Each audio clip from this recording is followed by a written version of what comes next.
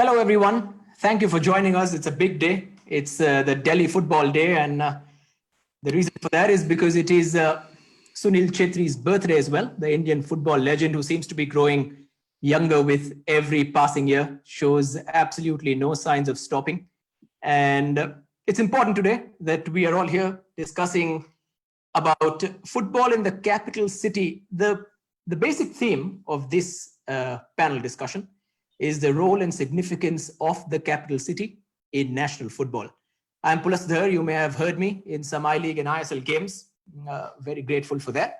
But we have a lot of important people with us today to provide some solutions, to discuss what is happening in the capital city, Delhi, unique role again, compared to a lot of other capitals as well around the world.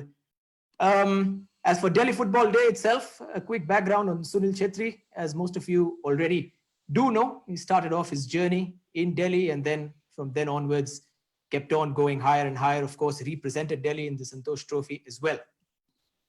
Well, for all those people with me, of course, please do put your hands up when I introduce you. I will start just after some formalities. This e-summit is organized by Football Delhi, the capital's football association, of course, affiliated to the AIFF, which is the All India Football Federation.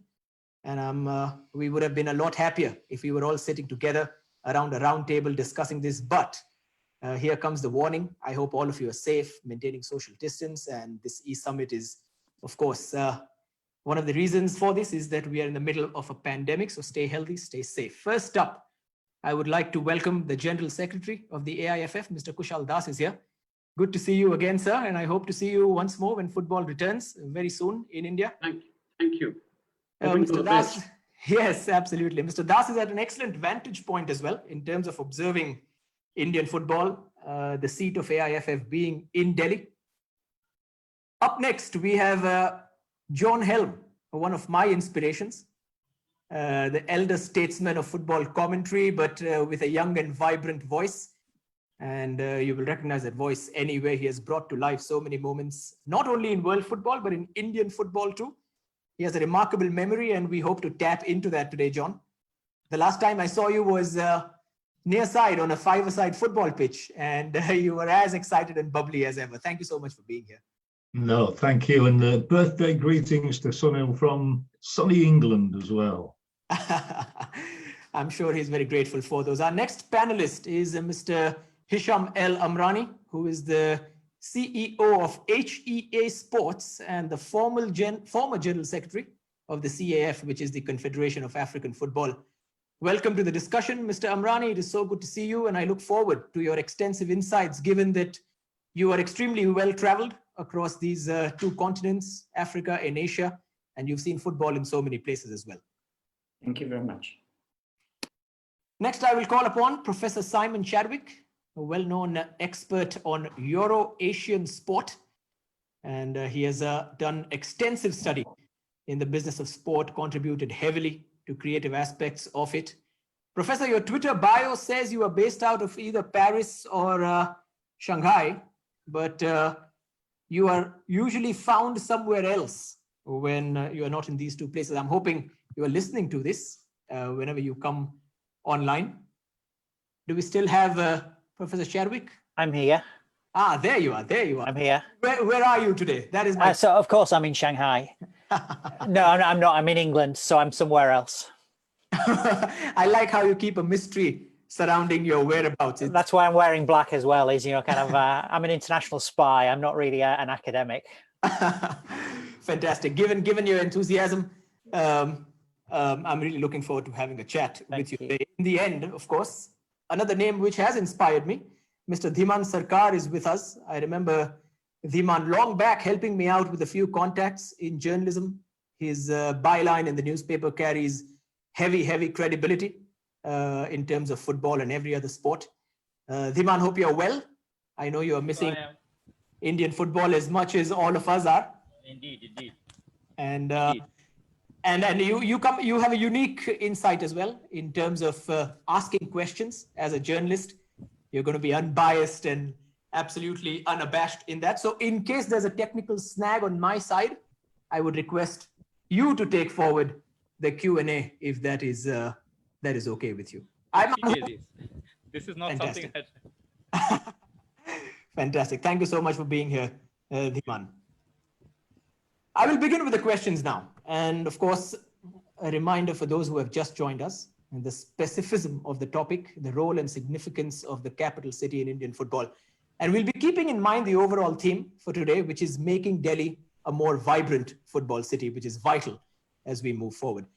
I will come to Mr. Das first, and the journalist inside me wants him to confirm something, but I know we don't have an official confirmation. However, we do have a lot of news surrounding a club that could be joining the I-League and which could be from Delhi. I don't want you to give anything away, Mr. Das, but it is surely on a good note that we start at this point, that there could eventually be representation from Delhi in either in the I-League, especially we know that Delhi Dynamos moved to Odisha last season, but that is a good positive point to start off, isn't it? We always ask, why is there no club coming up?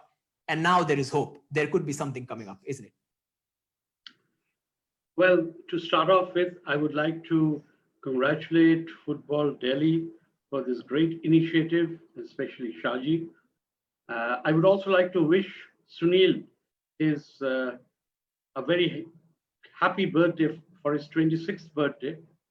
I say 26 because I know he said 36, but when I look at him on the pitch and his agility and his training methodology, I think it's still 26, but I'll check his passport tomorrow. So thank you very much. And yes, of course, for us, Delhi is a very important destination as far as football development is concerned, just like it is for all other cities, all other states, all other regions. But since the AIFF is based here, it becomes even more important. And as you know, that the AIFF is blamed for everything, including the weather. So if we have to work together to take Delhi football forward, or Football Delhi, my apologies, so that we don't get blamed for the weather again. So anyway, my best wishes to Football Delhi. And I have a plan, and which I will share with you at the end of our discussion, because since this is the last session, and I think there is a roadmap for Football Delhi, which we can work together in the near future to take Delhi football to its rightful place. There was a lot of history. There is a lot of history, but unfortunately that was many years back. And I, being from Delhi, realize that, and I hope we can recreate that history once more. As usual, giving very little away, Das, but let me come to Hisham, if I can call you by your name, Mr. Amrani. You know, there is news happening around whether there will be club representation from the capital in one of the two leagues in India. And it comes as news. Does it surprise you that it comes as news? It should be the norm rather than something that is out of the blue. Did you agree that it should be a norm? Yes, I agree that it should be the norm. And before getting further into my answer, let me as well say thank you very much to Football Delhi and to its president Chaji for such a wonderful initiative, and to the presence of my esteemed colleagues here today. I had the pleasure to meet the General Secretary some years back in Delhi during a conference on similar topics. And of course, it should be the norm, especially considering the size of India as a country, the size of Delhi as a state, with I believe close now to 30 million people when you consider the biggest environment, and the fact that the capital should be an engine in general, driving not only football, but sports. And it's true that Delhi is not new to sports, of course. I mean, it has organized major events, the Asian Games, I believe twice, the Commonwealth Games. It has hosted one venue of the Under-17s FIFA Men's World Cup. So it has certain experience, it has infrastructure, it has, I would say, the right ingredients to take off.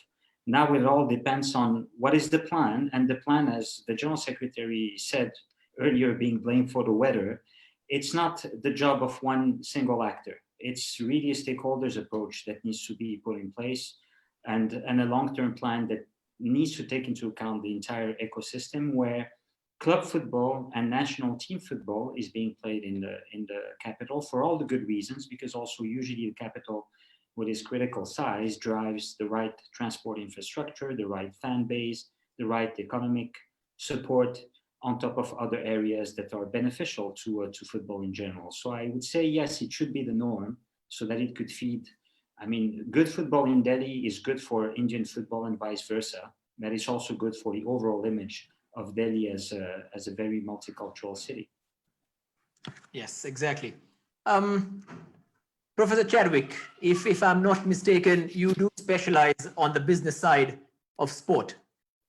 You're not mistaken. And would you agree on the points made in terms of capital football as well? Of course, a club coming from the capital city. And there are various views people.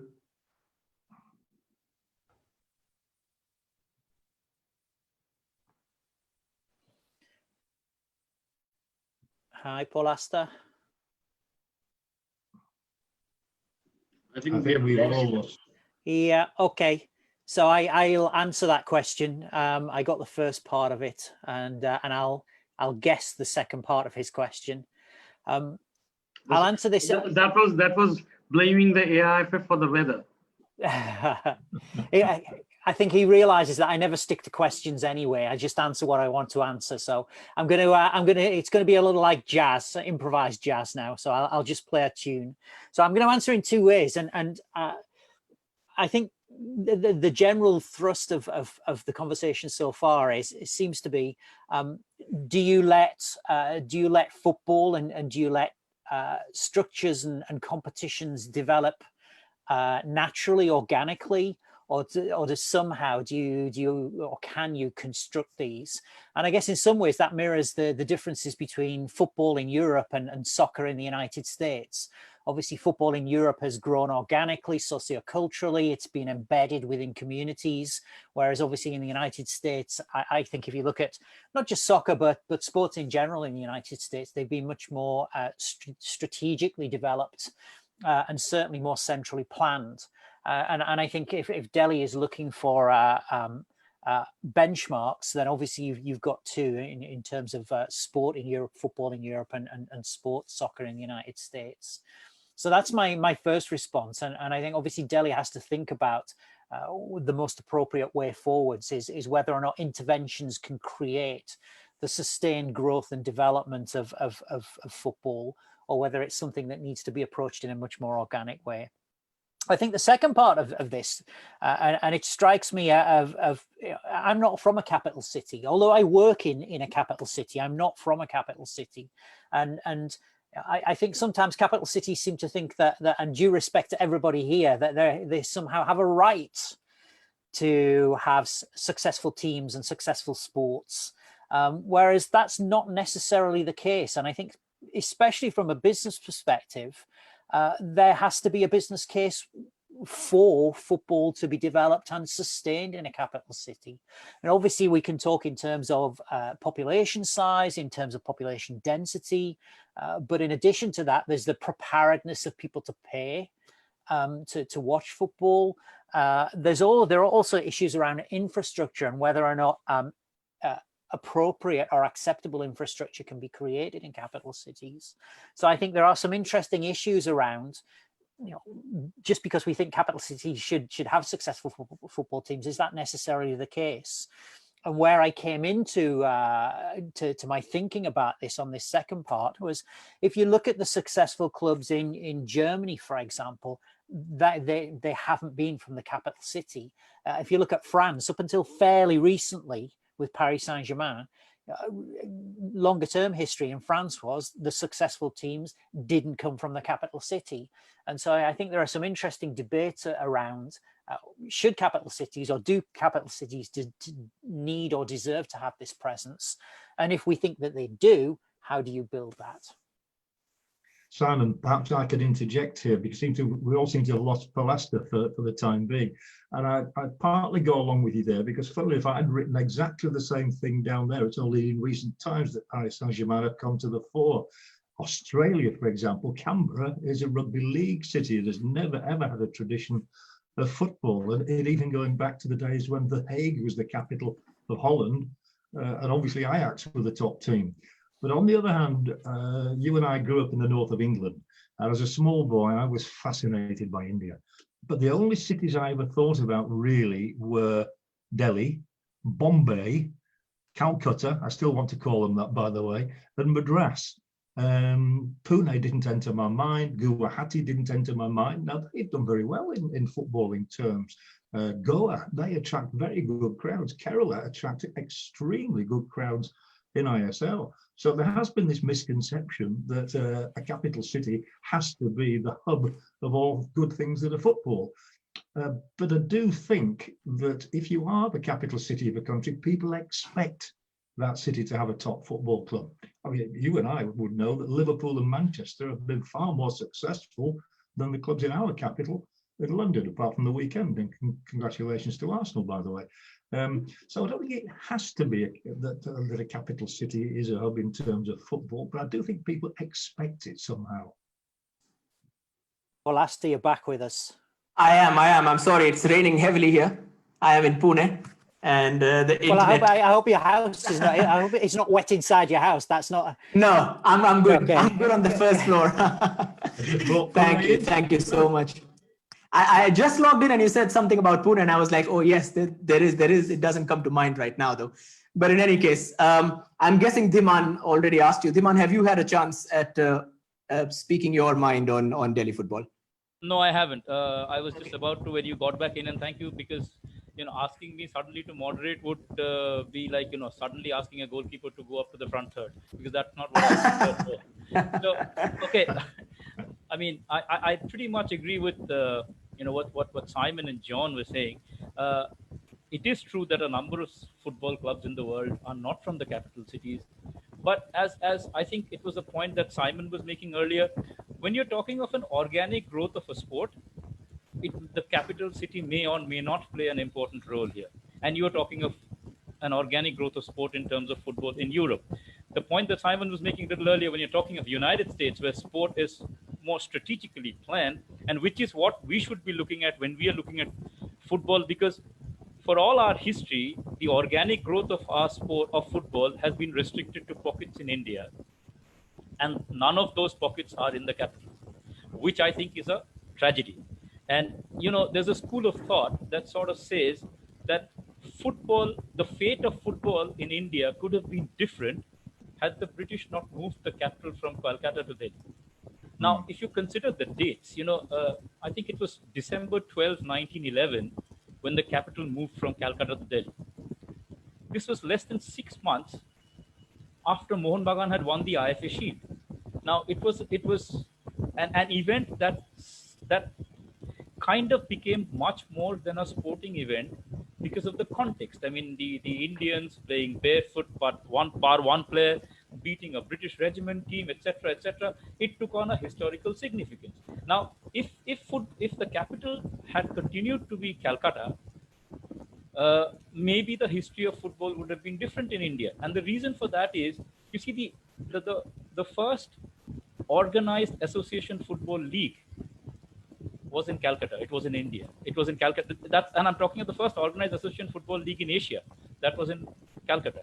It was not in Calcutta suddenly because, they had the sport growing there, which was part of the reason, but it was also possibly because Calcutta was the second important city outside London in the British Empire at that point in time. Now, so the organized football started in Calcutta in 1898, which was then the capital. By then, you had Mohun Bagan. By then, you had Mohammedan Sporting and a number of clubs which are still now existing, which are over 100 years old. So the point is, when you are looking at when you are looking at a sport which needs to grow, and which is the case with football in India, I think it is overstating the obvious that it needs to have a strong, vibrant football culture in the capital. Because otherwise, I mean, the capital city in the country is the capital city for a reason. It is the most important city of the of the country. Unless you have a sport that is spread out, that's organically growing, in which case you can have the most successful teams from Manchester and Liverpool. But otherwise, and unless you're looking at a city which is used for the administrative purposes of capital, like for instance, Pretoria, maybe Brasilia, the capital continues to be the most important city, and it has to have a strong football team for football to grow. It has to have a strong anything for anything to grow, really. That historical context actually, it puts everything into a kind of into a perspective. Mr. Das, I'd like to come to you, and I want to pick on something that Dhiman mentioned. He said that football hasn't developed. It's a tragedy that football hasn't developed in the pockets of the capital. And from all your time in administering football, is there something we can pinpoint as to why this hasn't happened? Is it just the way the city thinks? Is it an issue of infrastructure? What is it that has stopped football from developing in the pockets of Delhi? Well, I think Delhi had a football culture many years back. And since I pretty much grew up in Delhi, I was witness to that culture. But it was actually restricted to a couple of tournaments, which was the Durand Cup and the DCM. Of course, the Delhi League had its own fan base. What I think happened after that was there was a lot of infighting, which is probably the case with most state associations where there's been a lot of infighting, and there were two groups, and unfortunately things didn't work out and things went down the hill. And yes, infrastructure is a problem in Delhi, even now for that matter. We have the Ambedkar Stadium, which is a football stadium, but in today's world, after the Under-17 World Cup, we have stadiums which are so much more superior to the Ambedkar Stadium that it makes it difficult to host matches, international matches in the Ambedkar Stadium. And Jawaharlal Nehru Stadium is certainly not a football stadium. In fact, I'm telling you, when I used to watch the ISL matches, after about 10 minutes, I would go inside and watch it on television. That was the experience was so bad. So I think Delhi needs to really improve the infrastructure. Of course, the football culture, which was there, I wouldn't say it could match the Kolkata culture or the Calcutta culture, but it was certainly there, but it's gone down the drain now. And I heard many of the speakers saying about the old Delhi culture, which is no longer existent. In fact, today, for a football match, it is the Northeast crowd. Whenever I remember when in the ISL, when Northeast United used to play, we used to have a fairly filled stadium. So somehow things have changed, and we need to get that back on track. The capital is very important. The AIFF is there, and the AIFF has the structure and the knowledge base to help the state association. And Delhi being right here, I think we can really support Delhi football Delhi, and create that structure which is necessary for football to thrive again in Delhi. It'll take some time, but I think if they come to us, we are very, very willing to support them and help them. Hisham, let me come to you now in terms of you being present in Africa and Asia, and having seen football in these two continents, and somehow the issues may not be exactly the same which these continents face, which the countries in these continents face, but they can be compared. As we spoke yesterday, a couple of days back, in fact, in preparation for this, and London was mentioned as the complete opposite of Delhi when it comes to football culture. So I'm going to ask you to probably leave out London, but bring in your experience in terms of, does Delhi remind you of any other capital city in terms of the issues it is facing in terms of football, or if not issues, then at least the kind of cultural erosion that it has seen over the last few years. Does Delhi remind you of any other place that you've observed football in? Well, honestly, no. Delhi is quite unique and specific in relation to that. And if you allow me, I would like to just, I wanted to share something earlier when Simon and John said something correct about the fact that it's not, Delhi does not need football development because it's the capital. It's because it's Delhi with its size, with its ingredients and need for sport development and football development. And also because I truly believe, having been there many, many times and having organized tournaments there, that it has a fan base.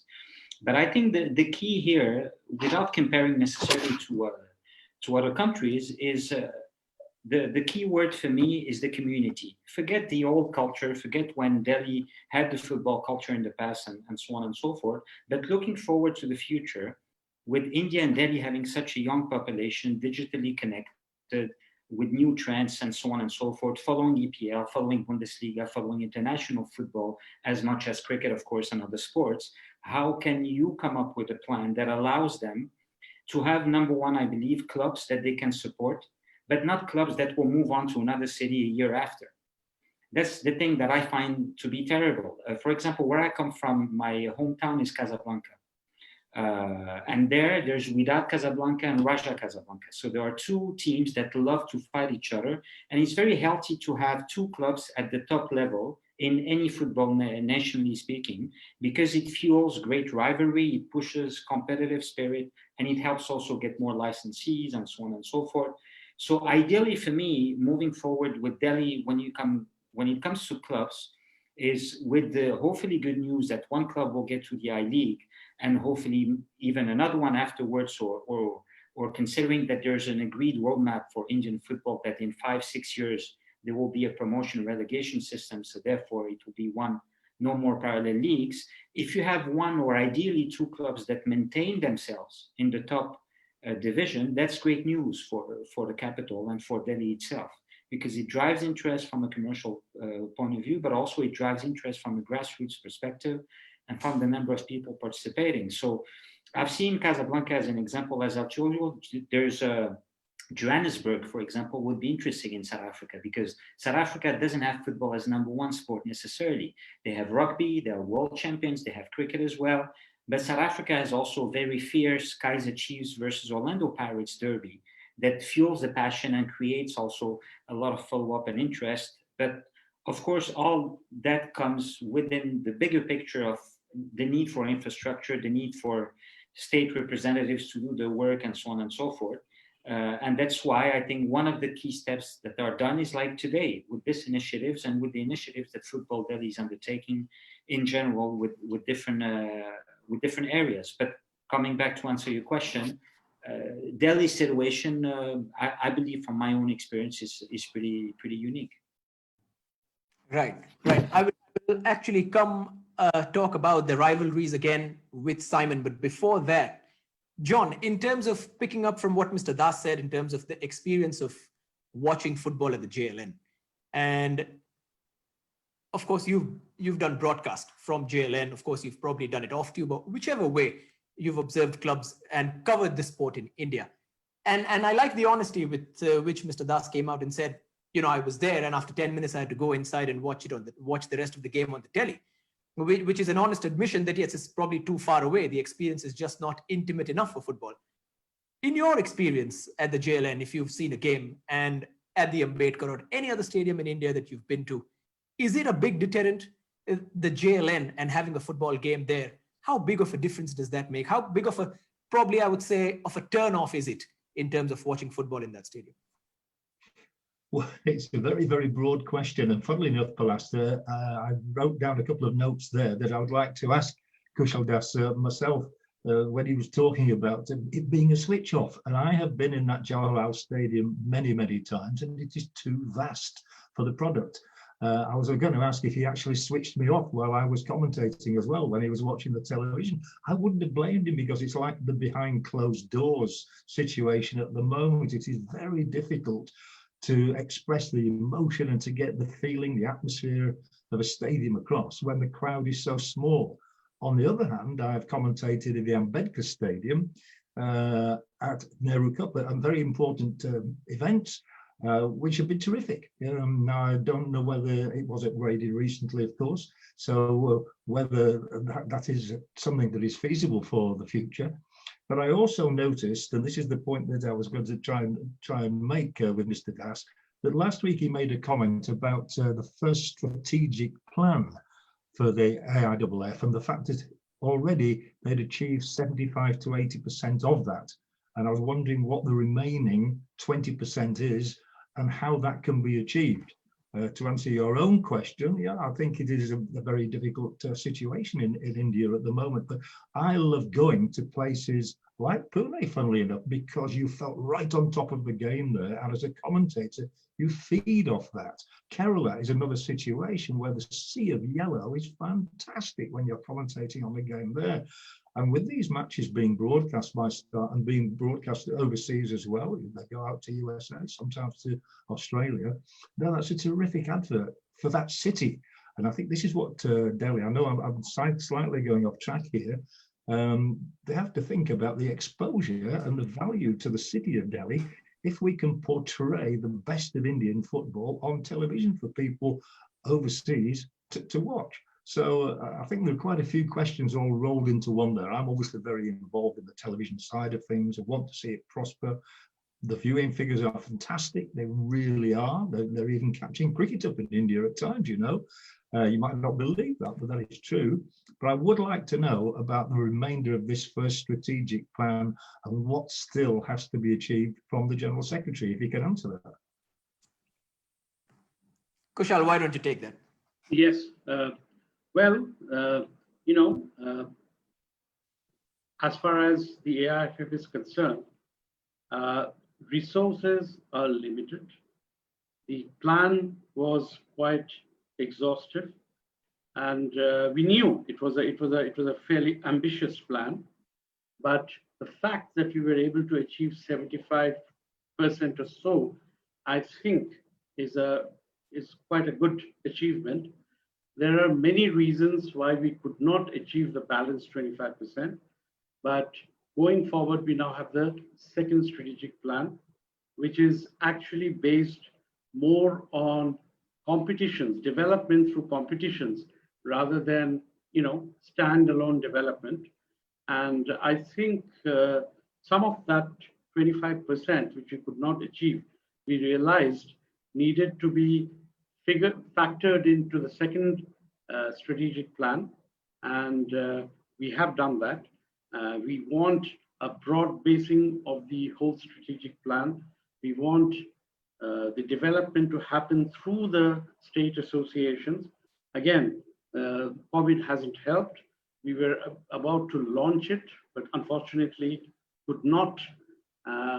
So now our focus is on development through competitions and broad basing the sport to various state associations to improve the capacity of the state associations, etc. So many of it, which we could not achieve that time, has been factored into the second strategic plan. It's all there in the AIFF website. So anybody who wants to have a look at it in detail can look at it. And I'm very happy to get suggestions and recommendations for improvement. Simon, you've heard the fact that there is yet to be a rivalry that Delhi football can cash in on. You've already heard about the stadium and how the experience of viewing matches at the JLN can be a deterrent. You've already heard about Mr. Das speaking on the challenges of actually executing a strategic plan as well. What do you have to say about this? Do you want to add anything? Is there a solution? What springs to you when you listen to these discussions? What have you been thinking about? Two things. I actually, Pulasta, when you weren't online, I gave just brilliant answers, which you obviously didn't hear. I'm probably gonna give really bad answers now you're back online, so I'm sorry.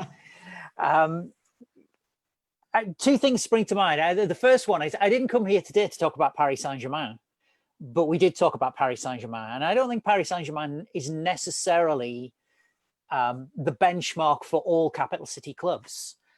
But what I find particularly interesting about PSG is the way in which Obviously, you have a capital city club that historically hadn't performed particularly well, attracting overseas investment. And then what's happened subsequent to that is the way in which the brand and the club, and I think some of its assets like the stadium, have been strategically developed. And like them or hate them, for me, there's something very distinctive about PSG and the way the club has developed.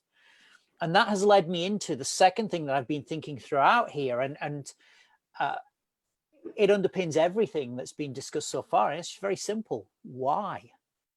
What is the purpose of all of this? Because I think if you look at Paris Saint-Germain, it is very much about creating a global mega brand with its collaborations with Nike and with Jordan. And if you look at the incredibly extravagant PSG shop on the Champs-Élysées, that's the brand proposition. It's very clear why the Qataris and PSG are doing that.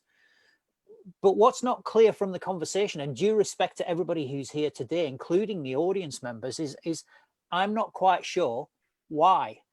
So is this about Delhi needs a capital city club because Delhi needs a capital city club? Or is this about social cohesion and bringing the various communities of Delhi together?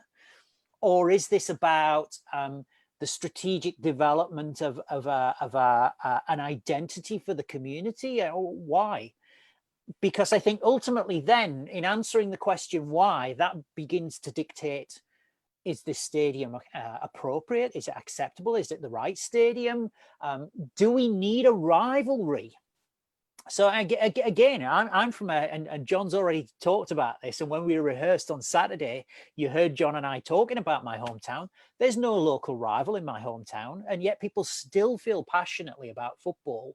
So I think there is something around this question of why that not only dictates the question you asked me about rivalry, but it also dictates some of the other things, some of the other ways in which Indian and Delhi football develop in the future. I mean, just to say on rivalry, I don't want you to think I'm sidestepping that question about rivalry. Yeah, derbies are amazing. They really, really are amazing. But I'm from a country which many of you will know, and regional rivalries are very strong. And so when a London club comes up to play my northern club, my little northern club, if we can kick their butts, we feel pretty good about that. And that's as good as any local rivalry. So again, that kind of loops back to why? What are you trying to, in Delhi, what are you trying to do? And why is this club so important? It also comes down to the fact that this could be a cultural thing more than just basic solutions, where, again, I would put the question to your expertise in terms of, can we bring a cultural shift? A lot of people talk about it. It isn't like Delhi didn't have a football culture. Delhi had a football culture. And then there was a gradual erosion. And I think it was a bit of a death knell when Delhi Dynamos moved to Odisha. But everybody could see the sense behind it, that why a club from Delhi would rather play in Odisha, which is doing everything for the sport. But can the ruthlessness of a business model bring about a cultural shift in the way people view a sport in the capital? I mean, I think that's just a brilliant question to ask. One of the things that really interests me is how cultures are established. So how you build cultures, but also how you break cultures as well. And I don't necessarily think I've got answers to either of those two things, other than to say, in most cases, establishing and then breaking a culture takes a long period of time, and there have to be the conditions for creating and breaking that culture. And we should look towards not just the world of business. I think you've got to look towards governments, you've got to look towards NGOs, because there are great examples, great case studies of breaking old cultures and establishing new cultures. And again, we just talked about Qatar kind of 5 minutes ago. You go back even 10 years ago, actually, yeah, 10 years ago, Most people in the world didn't know Qatar. Most people in the world couldn't tell you anything about that country. Most people in the world couldn't point to it on a map. But obviously the Qatari government had a particular view of the world. They had a particular vision. They had a strategy in mind about how they were going to change perceptions of Qatar as a country. And they've done that. And I think what's really particularly interesting about Qatar is obviously during those early years after they won the World Cup bid in late 2010, there was a lot of controversy about the exploitation of immigrant workers and about denial of human rights and all of those other things. And yet what the government in Qatar has done is set out to systematically, and in my opinion, in many cases, successfully change cultures and change perceptions. But they've done that over a period of 10 years. But nevertheless, they were very clear in their minds about what they were trying to do. They had a vision of where they were going. There was a purpose. That why question that I asked, I think the Qataris were able to answer that question, why. But it doesn't just need to be the Qatar World Cup. As I say, there are other clubs, teams, cities. There are other businesses, industrial sectors where we can look to them. And there are some answers there around how we establish and break cultures. Simon, doesn't this come down to desire and people? You've got to have the right people with the right desire to want to do things. It's like Red Bull, who are so influential with Leipzig and so influential with Salzburg, and they're constantly looking. Now, in Delhi, the desire has to be there. Why would they have wanted to stage the Commonwealth Games as they did so successfully? Why would they have wanted to be one of the host cities for the Women's Under-17 World Cup, which they were? Delhi has a tradition. There's no question about it. The Durand Cup has already been mentioned. I don't know how back to that, but there's still got to be a future for events like that as well, in tandem with moving ahead. We've constantly got to be moving ahead, and I've just got the feeling that maybe that sporting culture you're referring to there, Pulasta, maybe it's just gone to sleep for a little while. Maybe the people who need to motivate in Delhi and to get things moving again haven't been the right people. Maybe they haven't had the desire, but maybe that desire is coming back. And listening to Kushal, I think that desire probably is coming back, and all good luck to them as well. Let's hope they are moving in the right direction. But I never ever believe that a city hasn't got the desire somewhere to be on the map, because it is all then about projection. I don't like the word branding particularly, but I know certain cities around the world only because of their sporting cultures and sporting events which they put on. I've never have heard of them otherwise. You know, Beijing with the Olympic Games and various places around the world that I've been very fortunate to go to have been fantastic, but they've had the right people in the right place at the right time organizing the events. But Pulasta, do you want me just to say a little more? I don't want to. Absolutely. I think there is something about resources. So what John referred to there's something about resources, and resources is not just money. It's about talent, and it's about desire, and it's about configuring those resources in the right way.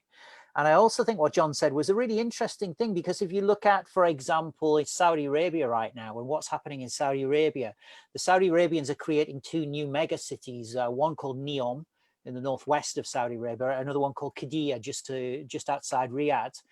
And these cities are being created for a purpose. Again, it goes back to that why question. And it's very clear. But beyond that, I'd point to, Copenhagen is a great example of a sports city that is very clear about what it's trying to do. Guangzhou in southern China is another one. I guess you could, Baku is a great example as well. Los Angeles to a certain extent. And so, cities can build themselves on the basis of sport. You've got Silicon Valley, you've got Bollywood, you've got these other built on another, but cities can do this in sport, they can do it in football. Yes, I think one of the other cities, Atlanta, is very well known in India because of the whole Leander Pace and the Olympics and all of that. Dhiman, let me come to you. And we've spoken about resources, we've spoken about, as John mentioned, the right people in the right place at the right time. It's going to be a very pointed question. Have the people, and we do know that football needs money, but have the people of Delhi, in a way, even those who can develop football, people who can start football clubs, people who can spend and say, here's an I-League bid, I want an ISL team, anything of that sort. Has this section of people failed Delhi? Delhi football, to put it more to the point? I don't think the whole idea was sold to them in a way that could convince them. I was going through one of the sessions earlier in the day, and I heard that I heard the story of someone who uses his own savings to run a football club in Delhi. Now, these are stories that need to be celebrated. Obviously, this person doesn't have the resources to try and sort of pitch for an I-League or an ISL team.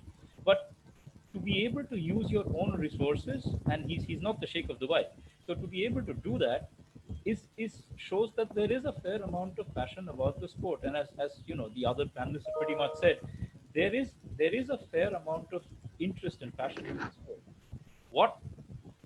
Whether, you know, if I can digress a bit, you know, to answer to that why question, I mean, I think the reason why Delhi needs to have a strong football culture is because it, as the capital, can lead the way in a country where the sport is kind of growing. We are now trying to create a culture for football in this country. There has been a long history of football in India, but does that sort of, you know, can we talk of the kind of culture about the sport that happens in Europe? No chance. Not even in Africa, because those are countries where there's an organic connection. Those are continents which have an organic connection with sport, with football. In India, we're trying to get that organic connection. I'm not even sure whether we have an audience that sort of enjoys watching a league, something that runs for 6 to 8 months in any sport. For all our madness with cricket, I'm not even sure whether we'll have an audience if a cricket league ran the length of the Premier League. We need to have it short and snappy. So we're trying to grow that audience in football now through the Indian Super League, through the I-League, whatever. And when you're trying to grow the audience, you need to have the capital. You need to have a strong culture of that sport in capital, because that is where that's the seat of the politics. That's the seat of, you know, the business operations happen there. The financial capital is Bombay, and the capital of the country is Delhi. Unfortunately, football is not as popular as it should be in either of those two cities, and that, I think, is a reflection on why the sport is not growing in this country. So to get back to your original question, I don't think the idea has been sold in a way which would attract people. I mean, there should not be any dearth of takers. Somebody earlier in the day was making a point about, you know, the number of CEOs who live in the NCR region, the National Capital Region. The whole National Capital Region was an idea that was built to use the lure of the capital in the 1980s, so that, you know, the capital city kind of grew. So now you have Gurugram, which is part of the Delhi capital area. So the whole NCR idea was to use the lure of the capital. So if you can use the lure of the capital to build cities, to get businesses, I see no reason why you can't use the lure of the capital to build a football team. You don't even need rivalries. Let's talk of one football team that is there at the top level of Indian football. It has been a tragedy that, you know, we had the National Football League, which predates the I-League from 1996. So it's like 24 years. And we haven't had a team from Delhi. We've had the AIFF development squads that have been playing from Delhi. We didn't have a team from Delhi. And it is beyond comprehension as to why that is the case. Right. Hisham, I'll come to you in a second. Before that, I will go to Kushal. Kushal, in terms of this is a great idea. You know, putting it in perspective, Delhi has not been sold well, you know, to people, to takers, of people who are interested in starting a footballing journey or to invest in a club or a team or an academy. When you sit down and discuss football with people, and when football in Delhi comes up, do you find it difficult to sell Delhi as a place where one can come up with an academy or a club or a franchisee or anything of that sort? In your experience, do you actually find it that, oh, you know what, I could easily convince somebody to start a club in Goa, but as soon as I mention Delhi, do you see a certain kind of reaction from people? I think it is important. You know, what Dhiman says is right. The football culture is very sporadic in our country. I mean, Delhi had some sort of a culture, but it's not there anymore. I think it is, so we have to get people to imbibe that culture. And therefore, what I was trying to say earlier, that is very important. I mean, there are, as many people said, There are people who are interested in football, but you have to give them a plan, a vision. You have to give them a strategic vision for maybe 3-4 years that this is what we want to achieve. And then you have to keep telling them, how you're going to achieve the plan, help them to understand what needs to be done. Without that vision, without a strategic plan, without giving the whole the structure, what is available and what you're planning to do, it's very difficult because, a sponsor is not going to come just like that and say, oh, I'm going to do this tournament. Why don't you come and help us out? They want to see a proper vision document, a plan, which is for the next 4 years. Then I'm sure they will be interested. And there are people, as I heard also, like Dhiman, that there are people who are interested. They have the money, but that you have to give them the confidence that here is a plan which we can implement. It can't just be another plan. And that is where I think it is very important that Football Delhi comes and works with AIFF. Now, Shaji, when he was in FIFA, was part of the FIFA team when we developed the strategic plan, the first strategic plan. So he knows how much time and effort it took, how much engagement it took with the various stakeholders, how much time it took to develop the goals, realistic goals. I mean, you can't just have goals which are not implementable. And I think if Football Delhi and AIFF work together, we can come up with a vision document. Now, the goals for Football Delhi, for AIFF, it was much larger because we're looking at the whole country. But it can be like, 5 goals which they want to achieve in the next 3 years. And with that document, if you approach a sponsor, if you approach somebody who's passionate about football and who has the money, again, just to correct, you may have the passion, but if you do not have the money, it doesn't work. If you have passion and money, it's wonderful. But if you have the money, you can become passionate about football, and you will hear in a couple of maybe 3-4 days time about a situation like that. I won't disclose right now. But if you do not have the resources right now, and you have the passion, it cannot work. There are lots of issues in terms of the licensing, for example. Just to fulfill the AIFF licensing criteria, you need resources, you need money. You have to appoint a licensed coaches. You have to have a youth development structure, etc., etc. So what I'm trying to say is that there has to be a vision document, and that vision, if you place it before people who want to invest in football, who are passionate about football, and who have the money, I think it can work. Right. If I may just come in. Yes, please. See, it's whatever Kushal said was bang on, absolutely right. What I'm trying to say is, it is not that difficult to be playing at the highest level in India in football. Ask any of the panelists here and ask them how many divisions do you need to qualify to come to the highest tier of the game in that country. In India, if you're an ISL team, you kind of manage, you fulfill certain requirements, and then you started playing in the league. You didn't have to qualify to division. If you're in the I League, you need to be the state champion, and then you need to win one more division, which is the I League second division, and you are in the top tier. So I am not very sure, if it is that easy in any country in Africa. It is that easy in any country in Europe. So for all, that makes it even more incredulous, really, that we do not have a team from Delhi which has sustained itself, stayed in the top tier of the I League or the National Football League, and then the ISL, before they moved to Odisha, for long enough. I know there's been a culture of football in the city, which is now a state, but I can't name a single team from Delhi that at any point of time in the football history of India was, at the highest level for a period of 5 to 6 years. And it's really bizarre that it's that way, really is.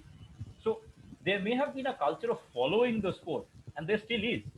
There are people who are passionate about the sport. There are kids who love to play the sport, be it, inspired by football leagues in Europe or whatever. But there has possibly never been a club in Delhi which has sustained itself for a period of, let's say, 7 to 10 years at the highest level of Indian football, whatever that level was. You can find such teams from Bangalore. You can find such teams from Hyderabad. You can definitely find such teams from Bombay.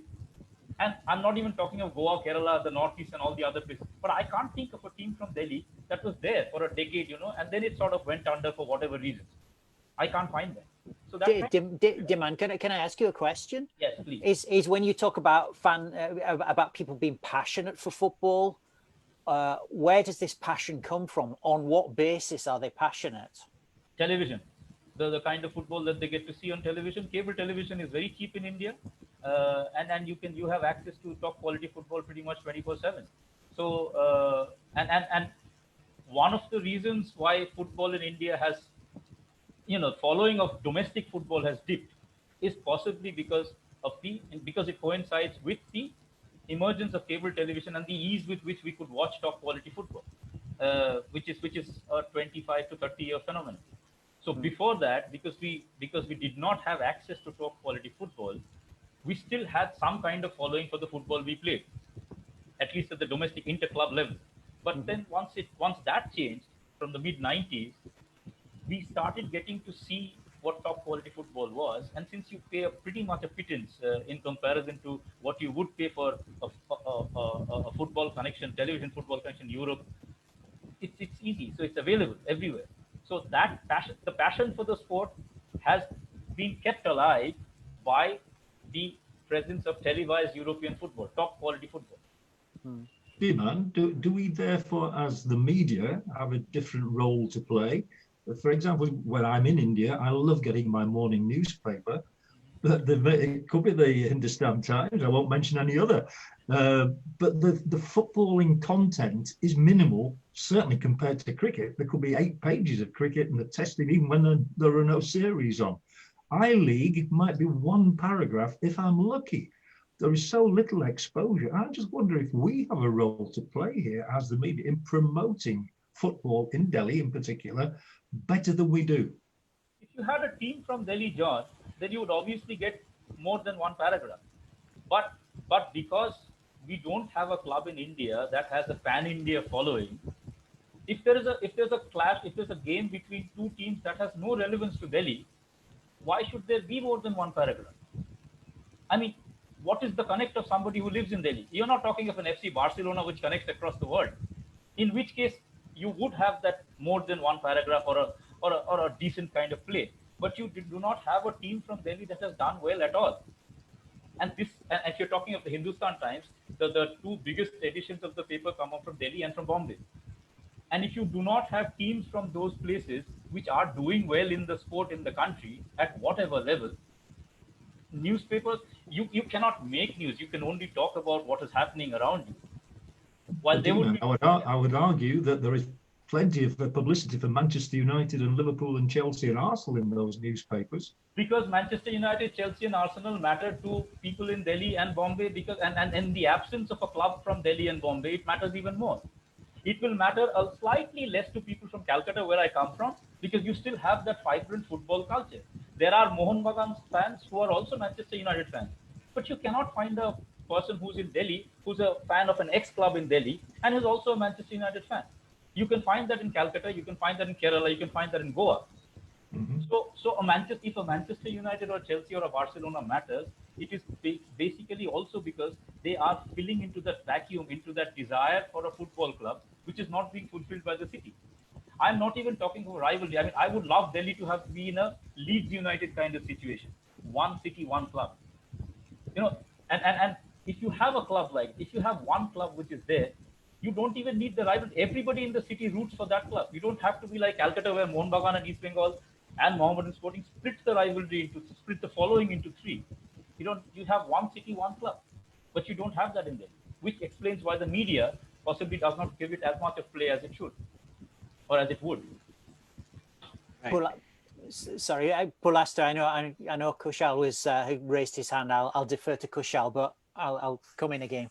Pulasta later. Before that, I will have to bring in Hisham as well, who's been very silent and observant over the last 10 minutes. Hisham, I know Mr. Das wants to make a point, but before that, you've heard a lot of takes. There's been a bit of an information overload right now. Do you think Shaji's position is unenviable right now in sorting this out, or do you think this is a great challenge, to take head on? No, it's the opposite, because at the end of the day, coming back to the why question, it's also about leadership and good governance and people with the right willingness and initiatives like this one today to make the right changes. So I envy his position in the sense that, of course, he has a mountain of work to do, but it's, again, back to the stakeholders approach. And he cannot do that without the support of AIFF, without the support of the state Ministry of Sport, without the support of the corporate world, the media, and so on and so forth. So what the General Secretary said earlier, I would even go further than that, than having a 3-year or 4-year plan. For me, this needs a 10-year plan with the vision that you rightly talked about, whereby, where do you want to reach? And coming back to what Simon was saying, why? Well, for me, first, why? Because it's Football Delhi inviting us today all together. So obviously they have a direct interest in developing in Delhi. But I think the main reason for me, the way I understand it, is it's a case study. If you manage to raise the level of football and its popularity in Delhi, you can do it elsewhere in India as well, where actually places that suffer from either lack of popularity or lack of teams in the first year of club football and so on and so forth. So I think Delhi is a case study, not because it's the capital, but it's because how can you make football pick up at the greater heights and innovate and further develop the game.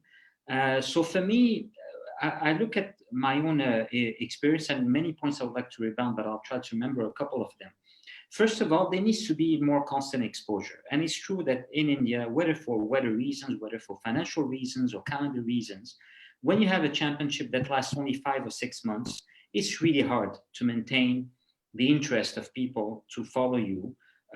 So if there's an opportunity to extend that or find a way to have presence, maybe, alternatively between the I-League or the ISL, or whichever way that can be put forward, but you need more matches, not only for footballing reasons, because competitively speaking, a team should play more than 18 or 20 games for a championship. It should go up to 35, between 40, but also because of the exposure, the broadcast amount that you've seen, and so on and so forth.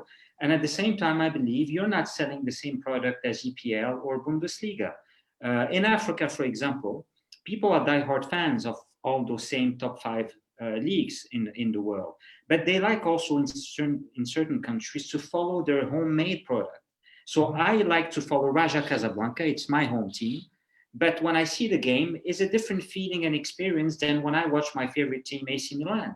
But I love both and I need both. So there's always space for Indian football consumption. That's the point that I'm trying to make. And to do that, I think rightly to what the gentleman from the Hindustan Times said about the offering that you make to the fans. Look at JFA, Japan FA, and how they revamped their national championship in 1992. And how actually, when they created teams that didn't have a long history, but they created teams that got embedded because everything they did was putting the communities at the heart of their policy. What do people want? What do people of Delhi want? How are they interested by football? What do they consume? How can you study and benchmark them? How do you make research and understand why it didn't pick up, on top of the fact there was no successful football? Because at the end of the day, people love success. They need to be linked to teams that do win, not that linger at the bottom spot. So obviously you need also that kind of magic to create some success at a certain point, to make people follow a team, not only because they come from your neighborhood, but it's a mix of all of this. But at the end of the day, you need to create relevance with the people that are supposed to support you, the fans. How do you go to them? What is interesting to them? How the fans are segmented? There's not just one type of fan in Delhi. there are maybe 25 different categories between the hardcore one and the different kind of supporters, how much money they can spend, and how then with all that data that you can gather, because data is another key subject in my opinion, and the gentleman from the Mahinda group talked about it this morning, it's a critical thing to harness and to understand your audience. And being in India with such technological giants and know-how that you guys already have, this should be in any way possible in any strategic 10-year plan. The data management and use should be critical on top of venue management and other areas to really understand who are you addressing. Because I guess people in Delhi are different from Goa and different from Madras and so on and so forth. So it's really a holistic plan where a lot of different actors must play a role, but Football Delhi is playing its own role, which is to gather us and to create momentum and to put up with a plan and to see how different people can come together. And I think that it's wonderful to see the sports minister of the entire nation and country this morning saying that you need to push the football culture, and financially I'll be ready to do what it takes to make it happen. So that's already a great start.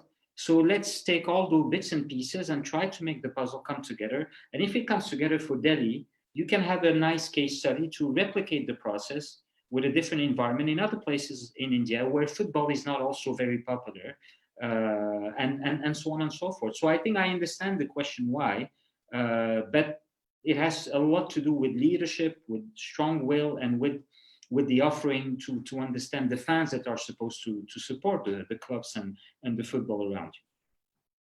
I like how you brought the whole puzzle together. That was very well put. Mr. Das, you had something to say. Yes, to start off with, I know Shaji is in an unenviable position, but please spare a thought for me also. No, absolutely. But the point I wanted to make was that there is as far as media and broadcasting rights are concerned, in Indian football, there is this is a peculiar situation. Indian television, I've made this point a few times earlier also, so pardon me for the repetition. Indian television is advertisement driven, not subscription driven, right? So by paying 3,000 or 4,000 rupees a month, you get access to all the channels. You can watch whatever sports you want to consume. Football, unfortunately, does not allow you to advertise much, unlike cricket. So therefore, you have 45 minutes, you have a pre-match discussion where you could advertise a bit. Then you have 45 minutes during the game, you cannot advertise. Then you have a halftime where most people go to get their beers or their burgers or whatever. So the advertisement doesn't have much meaning. And then after 45 minutes, the match ends, and then nobody's interested in watching. Your team has lost or won, and then you're celebrating. So this is a critical factor.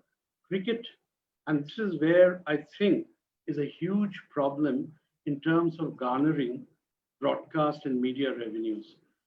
That's exactly the reason why FSDL or IMG Reliance had to get into a joint venture with Star Sports, because the rights was not determined. How much do you pay for Indian football rights? I mean, okay, 10 Sports was paying 3 to 4 crores. Is that the value for Indian football? Obviously not. But this is the problem. This is the scenario which we have in India. So it's a peculiar scenario. And unfortunately, we are not able to, our football is not developed to sell the rights overseas. So you're stuck in a situation where the money from broadcast and television is very minimal. And right now, as you know, the money which Star pays is basically based on the advertisement revenue which they garner from the matches, which is very minimal. So this is a fundamental issue. Now, I'm asking John or Simon to get a basic package of EPL in the UK on a subscription basis. Probably would be £50 or £75, I don't know. But here, that's a month. That's a month I'm talking about. Here, yes. that is the problem. And This is where there's a fundamental commercial issue. That's the point I want. Yes, yes. I mean, this whole broadcast angle, and we all know how much the broadcast revenue even goes towards all the big clubs. And what happened when the parachute payments, we all read about the Premier League parachute payments, even the relegated clubs get a lot of money. Simon, you know, if I told you the rates at which you could get good television, entertainment, sports in India, you would move here. It is that cheap. You wanted to make a point. I'd move there anyway. It doesn't need to be cheap. I would move there anyway.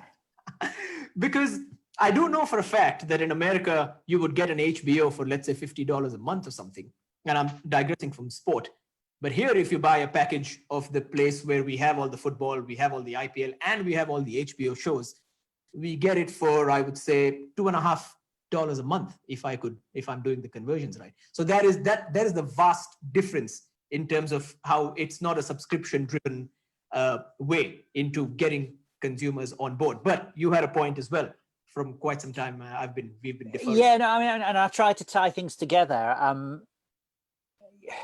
You're talking to the wrong person about football on TV, because I don't like to consume football on TV. I buy books and I read websites, and I like to go to public parks and just stand and watch people kick a ball around. So my consumption is probably different to some of the people that are around me at the moment here in England. I just wanted to go back to Hisham, and I just fantastic answer, Hisham. You even used the same example as that I had in mind. That's why I raised my hand, and that is the J League. And I think so. I worked during those very, very early years in the 1990s. I worked with the J League. And this multi-stakeholder approach that they used towards football development, I think was, as we now know, ultimately was very successful. Now, Japan obviously hasn't won the World Cup, although their women's team is very strong. And obviously we've not made that distinction so far between male football and female football. But the long-term strategy of the J League has borne fruit. Their FIFA ranking is good. Their performance in continental tournaments is good. Their league structure is reasonably strong. You look at some of the players who've come through. You look at their competitiveness in the Asian Champions League, for example. And Japan got it right, and they got it right on the basis of a multiple stakeholder approach. So yes, it was about the players, it was about the clubs, but it was also about the fans. But it wasn't just about the fans. It was also about local government, about national government, about industrial corporations, about the sponsors. And someone made a comment earlier about creating a proposition to sell to sponsors. Well, why do that? You know, the sponsors are actually the part of the proposition in the first place. And so that in turn led me to think in terms of engagement. And it goes back, I guess, to the question I asked about fans, on what basis are fans engaged. But I would broaden that question and again ask, on what basis are other stakeholders engaged?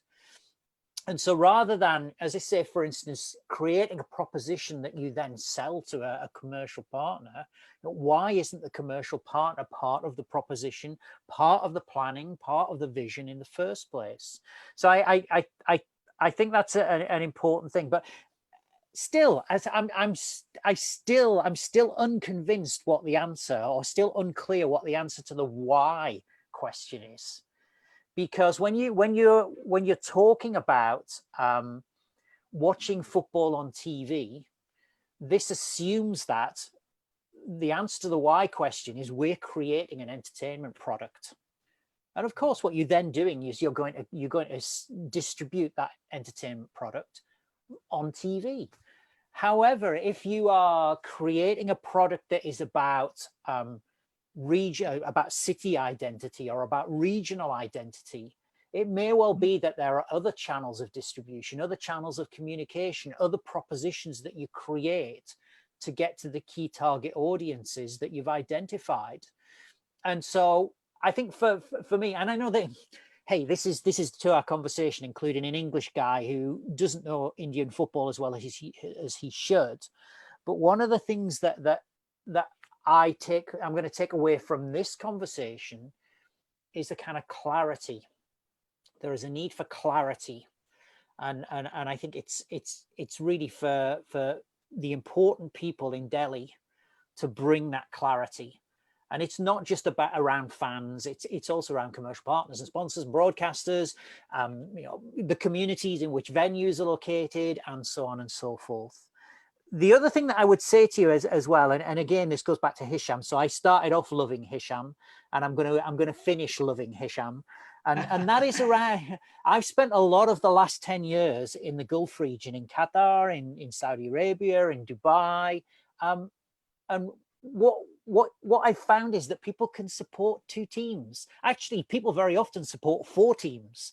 They support a domestic club, they support an overseas club, they support their own national team, and then they support an overseas national team. So they're what I would call portfolio consumers. So just because I watch one TV program on a Monday night, it doesn't stop me watching another TV program on a Tuesday night. So they're portfolio consumers, and I think what you have to explore are the opportunities for co-marketing, for co-promotion, for co-consumption with some of these other elements of portfolios that will enable fans and will enable commercial partners and others to be part of this portfolio of consumption choices that Indian football fans appear to have. True. And I think that the word there that stood out for me was identity, because if you look across India's football map, you will, when you see Kerala, you know, oh, okay, Kerala Sevens, there's a way of football that they play. When you look at Goa, immediately you'll think, oh, you know, festive, vibrant atmosphere. They try to replicate the same on a football pitch. When you think about Kolkata, you immediately think, oh yes, the home of two big giants, and they're still around. And you think about the Northeast, you think about, oh, okay, these are tough, hardworking players with a lot of skill. When you think about Delhi, we do have an identity when it comes to cricket. You know, there's this certain, I would say, a positive kind of rowdiness that Delhi's cricket players have. There is an identity, and it's something to think about, because both Virat Kohli, the Indian cricket captain, and Sunil Chhetri, the Indian football captain, are from Delhi. They play their franchisee. I mean, they represent franchises from Bangalore. But at the same time, we have capitalized on Virat Kohli's Delhi identity. But we need to be reminded of the fact at times that Sunil Chhetri is a Delhi boy. And John, isn't that this whole identity? You talk about, oh, Bombay, you know, Bombay batsmen like Sunil Gavaskar or Sachin, and, you know, they get stuck at the crease. I'm talking about a different sport, but there is that immediate recall value. When it comes to Delhi and football, I don't have a recall value. Do you have a recall value for that matter? Was there a recall value that got lost somewhere in all of this? Well, strangely, whenever I'm doing my notes in preparation for a game, I often come across a player who was part of the Find Another Baichung Bhutia. And I think it is maybe time that we now discover the next Sunil Chhetri. Why not? There has to be a path. You know, youngsters have to be given encouragement somewhere along the line. They have to have heroes to attain to. They have to have role models. Sunil is the perfect role model, and Delhi should capitalize on that. I think we've talked about branding earlier. You do need a leader, and he is captain, leader, legend, as we all know. So why shouldn't Delhi capitalize on that? I think we've hit several points in the last few minutes, which have been extremely interesting. I mean, I've always been fascinated. India is so vast. Here, Simon and I live in a little island, but we have 92 football league clubs that everybody around the world has heard of. In India, we have 10 clubs, you know. Okay, then there's the I-League as well. So it is not impossible. And of course, the aim when we first started, when ISL 1 started, one of the main aims was to improve eventually the Indian national team. And I've seen so much development in terms of ability and character, in particular, of the players since ISL 1 to ISL 6. It's been astonishing. In the first year, it took 2 or 3 weeks for an Indian player to score a goal. Last season, I think it was something like 35% of the goals scored throughout the season were scored by Indian players. Some of them, like Chhetri, from Delhi, some of them from Kerala, some of them from Goa. there is a spread there. So there's absolutely no reason why we can't go on from there. And I was equally fascinated by Hisham, and I think he may have some advice to impart, he probably put me right here, for Delhi, bearing in mind that he's been so influential in Morocco's bid to host a World Cup. So there have got to be some guidelines, some learning along the way. The issue about television, and I speak personally as an individual here and not representing Star Sports, by the way, but the television influence is huge. We've talked about it today, haven't we? The amount of television coverage there is in this day and age around the world, and Delhi needs to be a part of that. People need to think, oh, we can switch on and watch a team from Delhi, just as they can watch the team from Kerala, as they can watch Milan, as Hisham was saying, or Raja Casablanca, which I've done. It is such a fantastic global sport, and India is such a huge, vast country with so much more potential probably than any other nation when you think about it. It's been fascinating hearing about the J League and other leagues around the world and what's happening in America and in China. But I'd like to ask Hisham that question, if I may, about whether Delhi can learn anything from Morocco's bid to stage major tournaments. Yes, it can learn, of course, because the process of bidding. I mean, obviously, this was for World Cup, and I know India is bidding for the Asian Cup in 2027, and I think decision time is coming as early as next year. So that could be another great opportunity for Delhi to be part of the package that it has to offer for all the Asian football fans to come to India to watch the biggest football tournament. But I would say, and coming back as well to the what Simon was saying, I think what we learned and what I learned as a CEO of the Moroccan bid for the World Cup is that the success of a bid or making it reach the political vote on the Congress, meaning that we had to qualify technically and bring all the right requirements to be considered a potential World Cup host, is that it has to do about everything but football. It's about the other stakeholders. And that's, I think, what the Japanese did pretty well. Like Simon said, not only the sponsors were part of the solution because they were part of the team building and around the communities, but also you had to include other critical parts that are not always directly linked to football, but are very important. Education. They created online management courses or management courses for people to learn how to work in administration of clubs, in administration of federations or regional associations, and so on and so forth. They worked with the Ministry of Health to be able to use football as the right excuse or platform to help reduce obesity rates. And because it brings also and instills the right value of tolerance, of camaraderie, and so on and so forth, and also use the other technological tools that are available for a country or for a city to be able to piggyback on that and use the social media to create interest, but again, most importantly, understand what your audience is needing in particular. So when Pulasta was asking about Delhi's identity, I personally cannot answer that, but I think that the identity comes naturally when you keep developing football.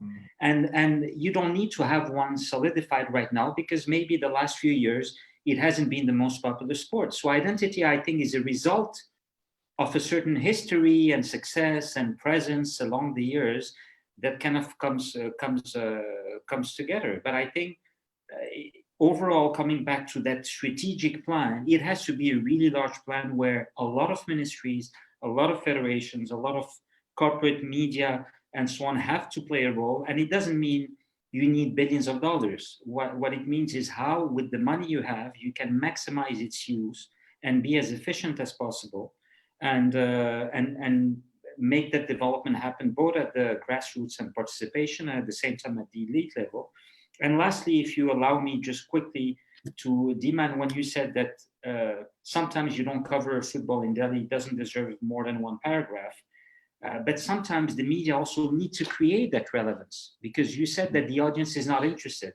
But how do you know for sure that some audience is not interested by having news about their clubs in Delhi? Maybe it's the other way around, where also the media have to play their role. And I know it was a topic of one of the sessions earlier during the day.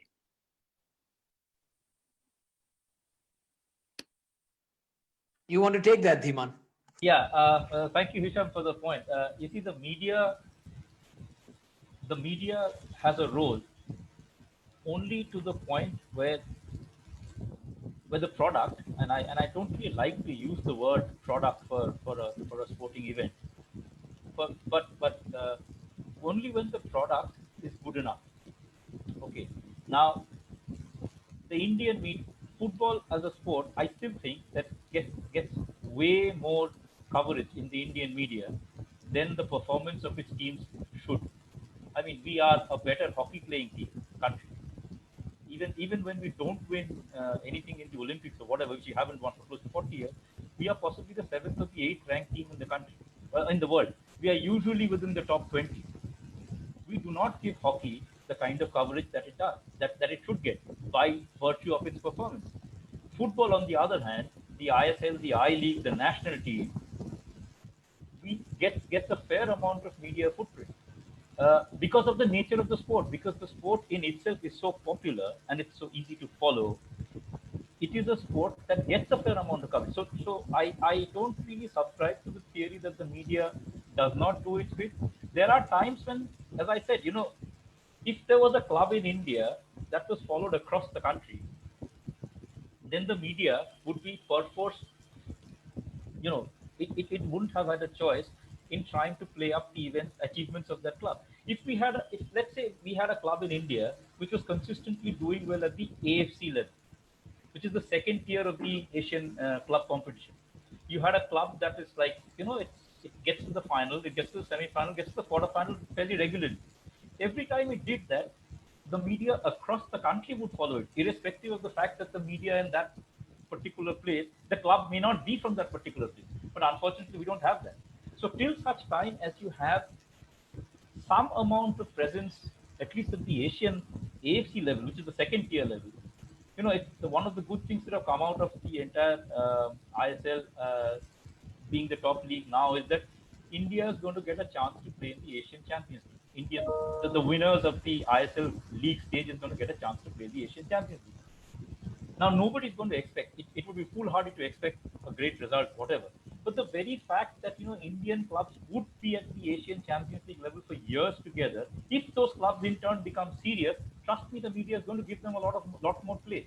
Nobody expects them to win it, but they need to be serious. The problem with Indian clubs so far has been they have never taken Asian competitions with the kind of seriousness that it possibly deserves. That would have been one way to connect the sport from being popular in pockets to across the country. Because when you're representing the country, when Bengaluru FC played the final of the AFC Cup a few years back, the entire country supported them. But that doesn't happen often enough. The semi-finals, quarter-finals, that doesn't happen often enough. If that did, despite the ISL and the I League, our clubs have struggled to get out of the group stages in AFC Cup, which is the second-tier competition. How is the media going to promote that? That's the short point.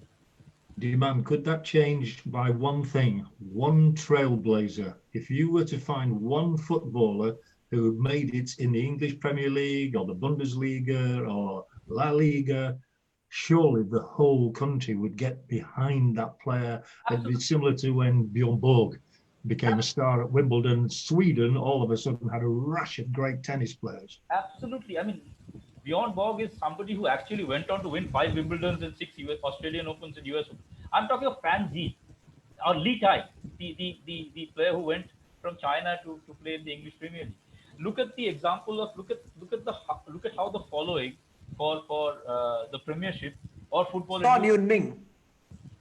Sorry to interrupt, but Son Heung-min is massive in South Korea. I was talking about Li Tai even earlier. So I'm Son Heung-min. Obviously, Son Heung-min. The number of Koreans who went into Bundesliga, they not only did they hold their own at the higher level of sport, it obviously increased the following of the sport. So in 2002, when I forget, I think it was Inamoto who scored in one of those games in the World Cup, or was it Nakamura? I don't remember. And he was a fringe player for Arsenal. Arsene Wenger didn't even have a clue as to who this player was. But here was this player scoring a goal in a World Cup. The presence of Japanese players would actually lead to Japanese fans traveling to England for a Premiership game and coming back. Now, so obviously, if there was one Indian player who made it at the highest level, that would be the trigger for all. I mean, you would have clubs coming out of Delhi, Bombay, wherever. But it's a long haul for that to happen. Although I keep hoping. Also, if that player is from Delhi, even more better. Oh, Then it solves a lot of problems. I will come to the General Secretary of the AIFF. Kushal, you've heard a lot of solutions, a lot of suggestions. You've heard it's been a discussion throughout the day. In terms of just taking away pointers for the AIFF, do you think it's time? I'm sure there is an active admission among all the administrators that yes, football in Delhi needs a bit of a push. There has to be something, that needs to happen to spark or reignite the kind of culture that Novi Kapadia has written about in his books, which you read and you're like, oh, okay, was that the scene in Delhi?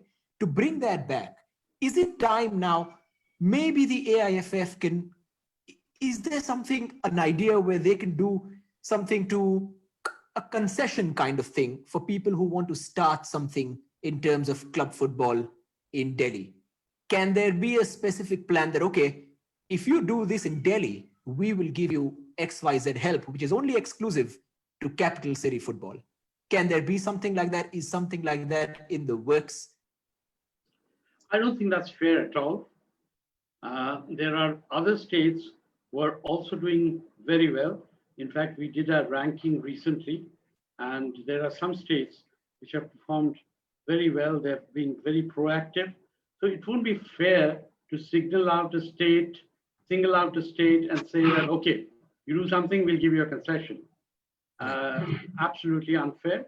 But as I said, the AIFF has the knowledge, the technical know-how to support Delhi football or Football Delhi in terms of competitions, in terms of creating a vision document, in terms of helping them in youth development and grassroots, which, just to give you an idea, the AIFF conducts about 1,500 matches, 1,500 plus matches in the leagues, that includes the I-League, second division, the youth leagues, and women's leagues also, and about 32,000 baby league matches, which of course is done by the operators, but again, the AIFF controls the operator. So I think Football Delhi can come to the AIFF. They're about an hour's drive from the headquarters. We have a very efficient I-League department, which, as I said, conducts so many matches. So we can help them to understand and learn what needs to be done. But signaling out a state and saying that, okay, if Delhi will give you concession, is completely unfair to other states who are trying to do a great job. And I'm sure Delhi is also trying to do a great job, but we can help them to develop that. For example, we appointed development officers in various states, about 12 of them. And all the states have significantly done much better than what they were earlier.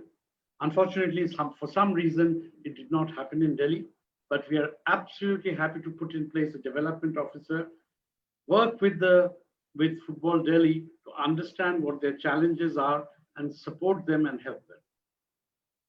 Right, exactly. Yes, that was very finely put. Dhiman, I'd like to ask you this one. We've all spoken a lot about what Delhi football should do in terms of developing and bringing back, the long lost glory days. But a positive spin to this one. What has Delhi football gotten right over the last few years, if it has, from your vantage point of covering the sport? Before I answer that, there was a point that Kushal was making a little while earlier that, it costs around 3,000 rupees for a month subscription. I would disagree because it costs 1/3 of that.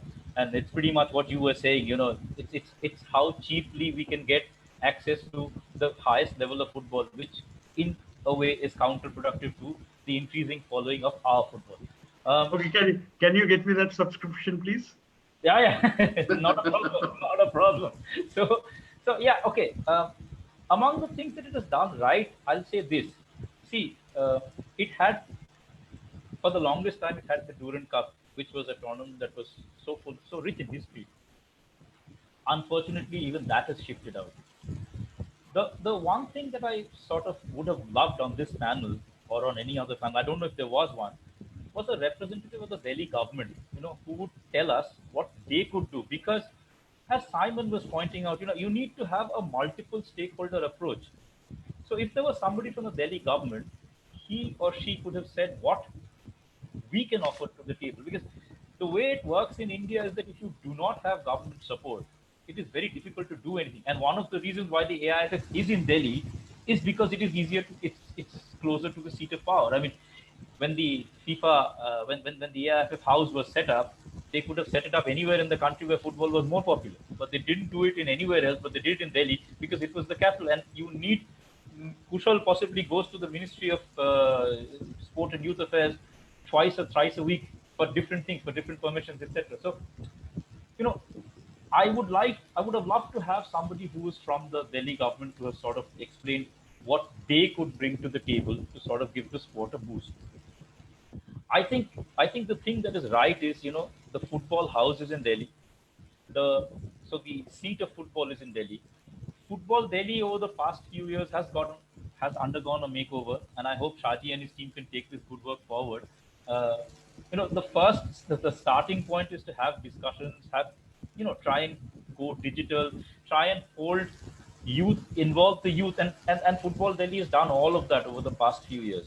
There are some 67 clubs in Delhi, so if you could just harness the resources of those clubs, you can keep them going. You will one day have a club which will possibly come into the I League, and then going forward, maybe another club which will come into the ISL and stay in Delhi. So I think we're taking baby steps in the right direction, but they're baby steps, and we need to give the whole idea time. Well, you may actually have a Yes, I please. League club from Delhi in about a week's time.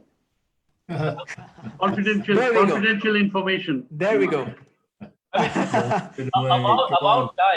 time. I mean, it's About time, isn't it? about time. And now how does that change? I saw John, he was very excited as soon as he heard about that.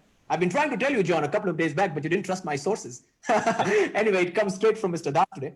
How much of a solution is that? How much of a positive thing is that? Plus, also, we have to wait and watch whether they can have sustained success, which is in nobody's control, not in any committee's control, nor in the AIFF's control. It's the players who are going to play on the pitch.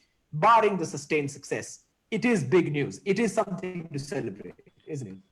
It's positive, and I think it's a matter of pride as well. If I was involved, I think it was interesting that Dhiman said he would like to have heard from a politician or a civic leader or somebody at the hub of things in Delhi who could let us know their future plans. But I would have thought that anybody involved in that great city, it is your capital city, would not want to get left behind by other cities in India. So therefore, it is a matter of pride. And I've always felt that capital cities do tend to attract the better players as well and the better business people, because that is seen to be the centre of activity. And top footballers are like anybody else. They want to be at that centre, at the nerve centre. And I would have felt that we've already talked about the wealth that there is in India that does exist there, that people would see it as a project. Simon will probably have more to say on that than me, but that it's something that they want to be involved in, which is why I would have liked to have heard from a city leader as well. But pride has got to come into this, it's very much so. Money, obviously, that's already been discussed. We haven't got the finance, you can't do it. But I think it's a great announcement. I just wish it was absolutely, totally positive, 100% today. Tell us who the club is going to be. Well, thank you for that, John. Simon, I will come to you now. Of course, Dhiman, earlier on, I heard about what you said about somebody from the politics of Delhi. The sports minister earlier, I was listening to that panel, and he said that there is an idea of how he's planning something on dividing India into five different zones: northeast, west, south, and northeast being the extra extension that we have, and have a committee for all these zones, and then have them figure out solutions for particular zones. On top of that, he has promised things like he will go and meet the chief minister as well. So I'm hoping that those promises are met, and he's such a football enthusiast. If something comes up, fantastic. Simon, now that you've heard that, now that you've heard about the possibility of a club from Delhi being in the I-League, any closing points, anything to round up? What's the feeling now that you've heard about everything? So my first statement is to say, Delhi till I die. I'm here. Engage me. Delhi's #1 overseas super fan. So I mean, obviously, great news, and I really like John's words. I thought they were really important. So without wanting to be too much of an academic, if you look at the academic literature and all of the research that's been done around fandom, words like pride or notions, concepts like pride immediately come up. So it's pride in, it's pride in your city, it's pride in your region, it's pride in the performance of the team that you identify with, and that's really, really important. And if I was to look at some of the other things in there about around fandom, family is really important. So very often you talk to football fans, who was it that you first went to see a game with? Well, I went with my dad, I went with my mom, I went with my uncle, my aunt. So family is really important. And certainly in terms of my fandom, even now, as a slightly aging, actually a very aging academic, even now I talk about my dad. If you ask about my fandom, I talk about my dad, and I talk about pride in my town. So I think an important step for Delhi now is about understanding fans and understanding their engagement, understanding their motives, because obviously everything else is built upon that. One of the examples that I've been thinking about as I've listened to people talking is St. Pauli in Germany. And I'm not saying that every club in the world should be like St. Pauli, but the club and the way the club is run, they're very clear about who they are and what they stand for. So it's this kind of non-conformist, slightly anarchistic, out there, left-wing politics, and it works for them. And what I always found really interesting, the irony about St. Pauli is if you ever go to Hamburg Airport, you can go in the St. Pauli boutique and buy replica shirts and mugs. And I'm thinking, well, is this hardcore left-wing politics in action? Buying replica shirts? And it doesn't really matter. That's not for debate today. But what I am saying is that once you have this proposition, this proposition with which people can engage, because it helps them to remember their family, remember the old times, remember Delhi's such a great city, that kind of identity of the club and what they stand for is so important to me. Then obviously it becomes commercially more relevant, it becomes attractive to sponsors, it's something that the media can hang their coat onto, and so I what I would say is Delhi, great city, really important development. India, you caught me in a period of my life just blown away by India and what potentially Indian football could be. And so I think what it's now important to do is for Delhi to really understand what makes it special, what differentiates it from its rivals, and how is that going to take it forward. And again, I come back to Hisham again. Yeah, you need a 3-year strategy, you need a 5-year strategy, but I think 10, 15, 20, 25-year strategies, a vision of the future, a vision of where you're going to go with all of this is really important. Yes, Hisham, please. If you allow me, coming back to what has just been said by Simon and John, the emotional part, the emotions, it all appeals to the emotions. So you mentioned the pride and you mentioned the family as well, Simon. And that's what comes down to, if I was, and I'm very happy about the good news about the one club from Delhi. So now, based on today's chat, I'm sure to be also another supporter following what this club will do in the next season in the I-League. But considering this, I would strongly advise the club people to pay attention to how they can engage their audience and understand that audience, regardless of whether that club finishes top or bottom of the league. It has to do, and it has to be disconnected from the results on the pitch. Obviously, it has a link, and it's extremely important because people, as I said, like success.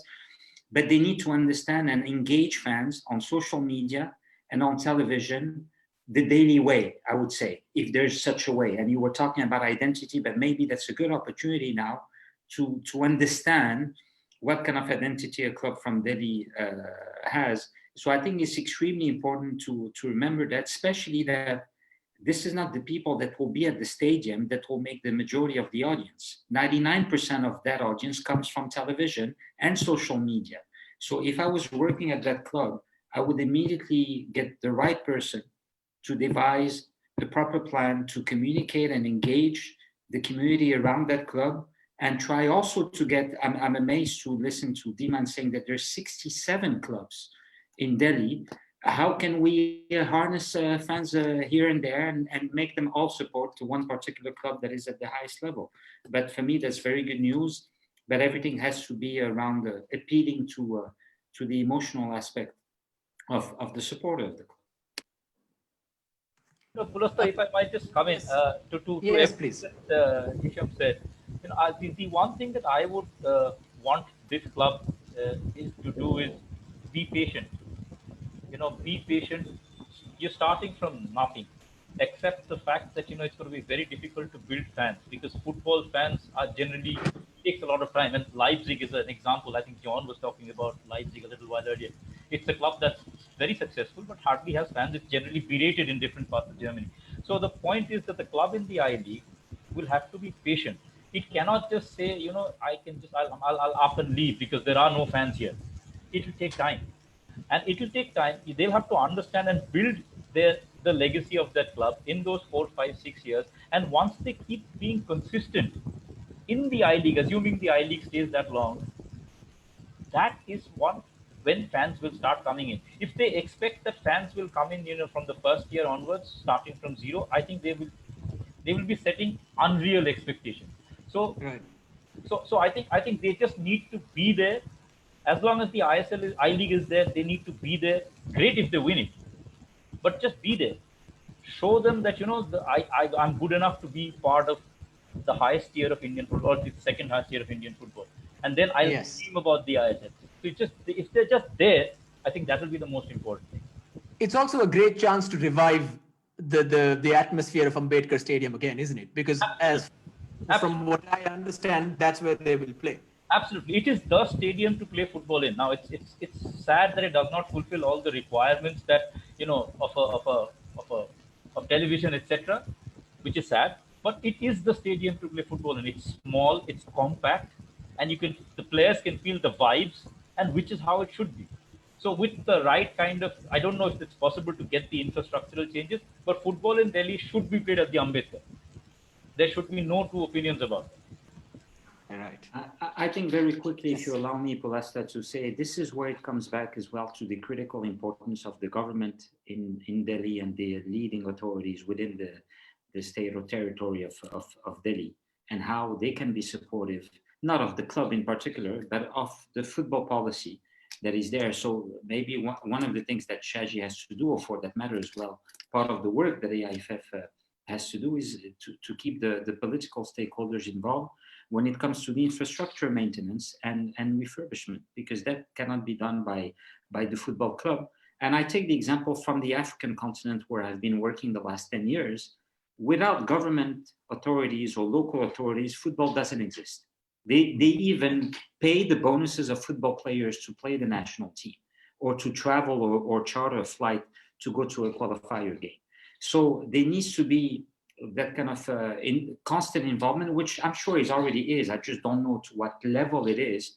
But obviously, if it's time to push football in Delhi, just like in other places in India, it's time also to push for those leaders to play their role. But it's already a good start to listen to the sports minister this morning saying that he's all in. So if the boss is saying that he's in, then the other people within the state level hopefully will also follow Pat. So that's a hope and a wish that I'm putting here.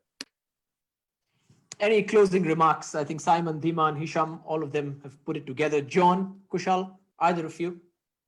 Yeah, very briefly, I think it's been extremely interesting. And I know we're at the sort of fag end of a very, very busy and a long day in Delhi for everybody. We are the sixth of 6 different forums. So you've had a vast contrast of people from different sides of industry and commerce and the footballing side of things as well. So I would hope that somebody will be pooling the best of what has come out of today and looking at it and say, we can do that. That's a good idea. This is the way forward. There has to be something good, I would hope, coming out of the views of 36 different people today. And what Hisham said there is you've got a starting point, because if the ministry is willing and if the finance is going to be there, there's nothing to stop Delhi. That's the motto from me. Nothing can stop Delhi doing it. There really is nothing to stop. It's a capital city that should be vibrant in a sporting world. In these pandemic days, we've seen just how much sport does mean to people. I think it was Arrigo Sacchi who said, wasn't it, of the important things in life, football, of the unimportant things in life, football is the most important, or sport is the most important. And I think that has been proven over very, very testing months for the whole world. So there's a testing time ahead for Delhi, but let's show it's equal to it. Fantastic. Kushal, do you have anything to say before we close? No, I think I've all said what I wanted to say. My hope is that we don't have another similar conference in webinar or whatever on 3rd August 2021 discussing the same thing. I hope we can implement what we have all decided and agreed on. And I'm sure Shaji is a very proactive person.